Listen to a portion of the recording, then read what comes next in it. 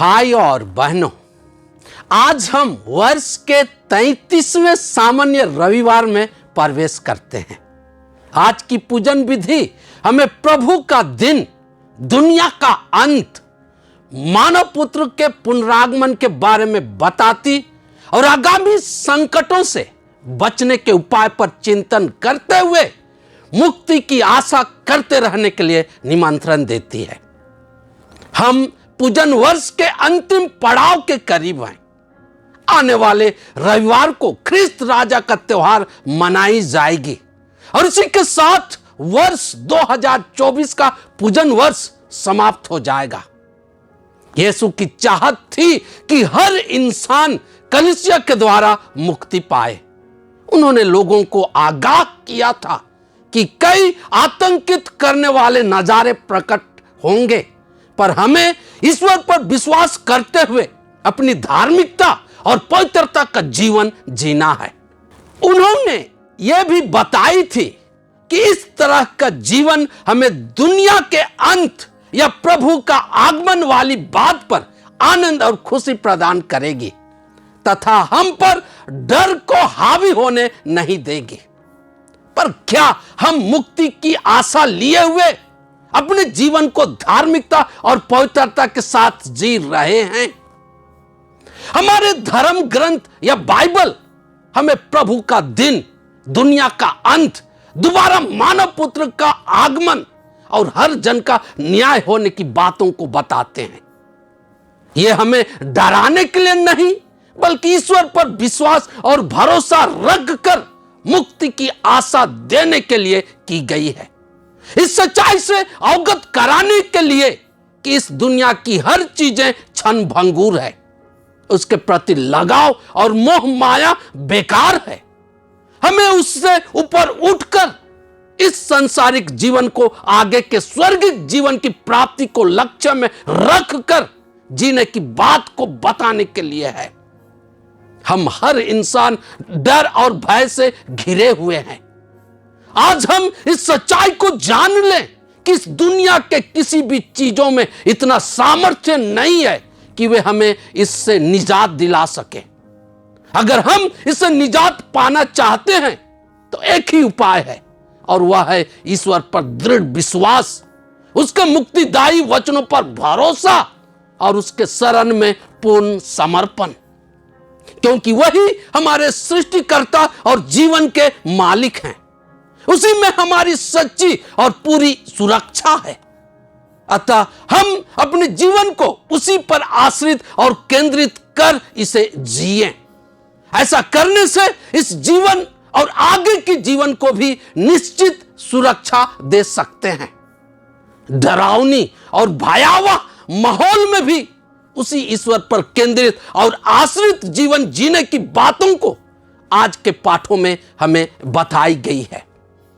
आज का पहला पाठ नबी दानियल के ग्रंथ से पढ़ा गया है। इसमें अंतिम न्याय का नजारा प्रस्तुत किया गया है। हर व्यक्ति को उनके कर्मों के आधार पर न्याय होगा। जो ईश्वर पर भरोसा रखकर भले और अच्छे काम करते हुए ये जीवन जिएंगे, वे अनंत जीवन पाएंगे। वे धर्मी माने जाएंगे और उनकी धार्मिकता आकाश की ज्योति और तारों की तरह सदा प्रकाशमान होगा और वे चमकते रहेंगे। उनका नाम जीवन के पुस्तक में लिखा जाएगा और वे ईश्वर के छत्र छाया में सदा के लिए सुरक्षित और सुख शांति में सुकून से रहेंगे। पर जो दुनियाई चीजों पर आश्रित होकर लापरवाह और बुराई का जीवन जिएंगे, जिनका सच्चे ईश्वर से कोई वास्ता नहीं रहेगा, वे अधर्मी माने जाएंगे। वे सदा के लिए ईश्वर के नजरों में तिरस्कृत और कलंकित होंगे और उन्हें कोई सुख शांति नहीं मिलेगी। धर्म के चार बड़ी सच्चाई में भी इस बात को बताई गई है कि ईश्वर भले मनुष्यों को अनंत सुख और बुरे मनुष्यों को अनंत दुख देगा। इस सांसारिक जीवन के समाप्ति के बाद हम क्या चाहेंगे, अनंत सुख या अनंत दुख? इसका निर्धारण इसी दुनिया में हमारे आचरण और व्यवहार के द्वारा संभव है। आज का दूसरा पाठ इब्रानियों के नाम पत्र से पढ़ा गया। इसमें यीशु के महापुरोहित होने और उसके द्वारा चढ़ाई गई बलिदान के परिणाम या फल के बारे में बताया गया है। यीशु द्वारा चढ़ाई गई एकमात्र बलिदान द्वारा पूरे मानव जाति को पापों का प्रायश्चित हुआ है। उसी बलिदान की स्मृति हम हर पवित्र यूखरिस्त में मनाते और अपने को शुद्ध और पवित्र कर मानव पुत्र के महिमामय आगमन पर उससे मिलने की तैयारी करते हैं। पर क्या उस बलिदान में हमारी सही नियत और भाव से संपूर्ण सहभागिता होती है? क्या हम पवित्र यूखरिस्त की माता को समझते हैं? आज का सुसमाचार संत मार्कुस के सुसमाचार से पढ़ा गया। इसमें दुनिया के अंत या प्रभु के दिन और मानव पुत्र के पुनरागमन की बात को बताई गई है।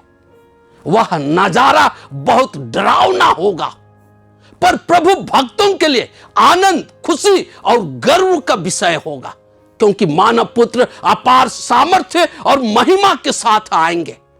उनके साथ दूतों का समूह होंगे। वे चारों दिशाओं से अपने चुने हुए लोगों को एकत्र करेंगे। यह अद्भुत नजारा होगा। आगे वे अंजीर के पेड़ का उदाहरण देकर हमें समय की पहचान करने की बात करते हैं। कुछ लोग ऐसे हैं जो प्रकृति के कुछ लक्षणों को देखकर आसानी से भविष्य में घटने वाली आंशिक घटना का अनुमान लगा लेते हैं और उसका सामना करने के लिए तैयार हो जाते हैं। लोगों की सोच कितना विचित्र है। क्षणिक संकट की परख वे कर लेते हैं, पर जीवन के अनंत विनाश की परख उन्हें नहीं होती है। सांसारिक विनाश हमें दिखाई देती है, पर आध्यात्मिक विनाश दिखाई नहीं देती है। लोग सांसारिकता के लिए दूरदर्शी होते हैं, पर आध्यात्मिकता या अनंत जीवन के लिए क्यों दूरदर्शी नहीं होते हैं? दुनियाई बातों में हम बहुत होशियारी दिखाते। हम अपने प्रियजनों और कई लोगों को इस दुनिया से खाली हाथ विदा लेते हुए देखे हैं, पर उनसे हम कोई सीख नहीं लेते हैं। हम अपना जीवन इस तरह जीते हैं मानो हम सदा के लिए इस दुनिया में जैसे हैं वैसे ही रहेंगे। आज हम इस बात को जाने कि हमारा जीवन इस दुनिया में केवल कुछ दिनों का है। यहां हम मात्र एक करिंदा हैं। हमें कुछ जिम्मेदारी दी गई है। उस जिम्मेदारी को खुशी से ईमानदारी पूर्वक करना ही होशियारी है। अंत में यीशु और एक बड़ी बात कहते हैं, आकाश और पृथ्वी टल जाए तो टल जाए, परंतु मेरे शब्द नहीं टल सकते। उस दिन और उस घड़ी के विषय में कोई नहीं जानता, ना तो स्वर्ग के दूत और ना पुत्र। इसका मतलब हमारे ये सांसारिक जीवन का अंत कब, कहां और कैसे होगा, यह बात किसी को पता नहीं है। इसलिए हमें सतर्कता भरी दूरदर्शी जीवन जीना है। ईमानदारी, सच्चाई, धार्मिकता और पवित्रता का जीवन जीना है, ताकि दुनिया का अंत, प्रभु का दिन या मानव पुत्र के पुनरागमन के समय उनके प्रिय हम पाए जा सकें।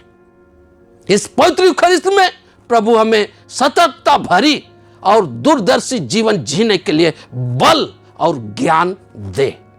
आमीन।